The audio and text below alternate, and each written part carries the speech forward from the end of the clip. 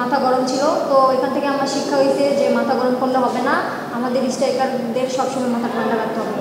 তো হচ্ছে এটা করবো, সামনে ম্যাচ যদি আরও খেলতে নামি তাহলে মাথা ঠান্ডা রাখতে হবে। ভালো হয় তাহলে অবশ্যই টিম ভালো খেলবে, কোচ যেভাবে বলবে সেভাবে আমাদের করা লাগবে, তো এটাই আর কিছু না। প্রথম থেকেই একতরফা আমরা আনবিটেবল চ্যাম্পিয়ন হয়েছি, সেহেতু মনে একটা জোর ছিল যে না আমরা ম্যাচ বাই ম্যাচ যেভাবে জিতে যাচ্ছিলাম, তখনই একটা ধারণা ছিল যে না অবশ্যই আমরা পারবো। আমাদের এই সাপোর্টারদের অনেক অনেক ধন্যবাদ, তাদের অক্লান্ত পরিশ্রমে, তাদের সাপোর্ট না হলে আমরা আমাদের মেয়েরা, তারপরে এই প্রেস মিডিয়ার আপনারা আমাদের মেয়েদের যেভাবে সাথে থাকেন সব সময় তাদের সাথে থাকবেন। অসাধারণ খেলছে বাংলাদেশের মেয়েরা, আমরা তো একটু চিন্তায় ছিলাম যেহেতু ধারাবাহিকভাবে নেপালের প্লেয়াররা সবাই বেস্ট ইলেভেনে তারা ভালো পারফরমেন্স করছে এবং অনেকগুলো গোল করছে, 29টা গোল তারা কিন্তু লাস্ট ম্যাচের আগে 29টা গোল দিয়েছিল। আমাদের সেক্ষেত্রে 5টি গোল আমাদের হজম করতে কম ছিল। অসাধারণ, অনেক ভালো লাগা এবং আফিদার জন্য দোয়া করবেন। টোটাল টিমটাই ভালো খেলছে, শুধু আফিদার এখন না, টোটাল সবকটা প্লেয়ারই কিন্তু ভালো খেলছে, তার ফল কিন্তু বাংলাদেশ পেতে শুরু করেছে।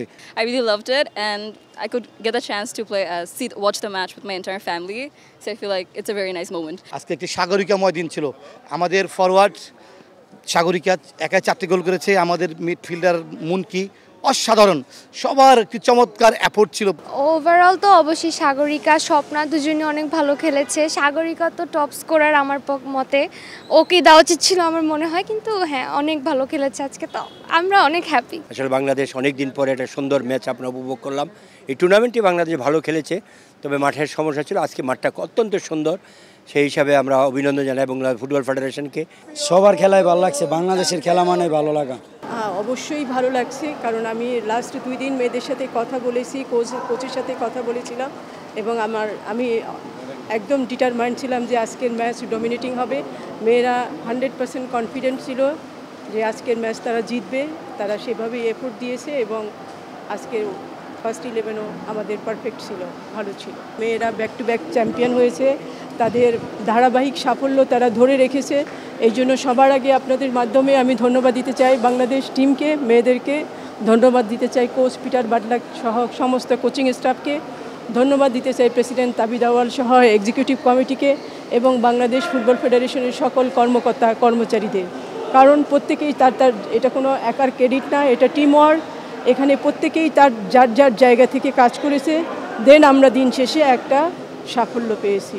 Our girls to pitch themselves up against stronger opposition like Korea, and let's see where it takes us.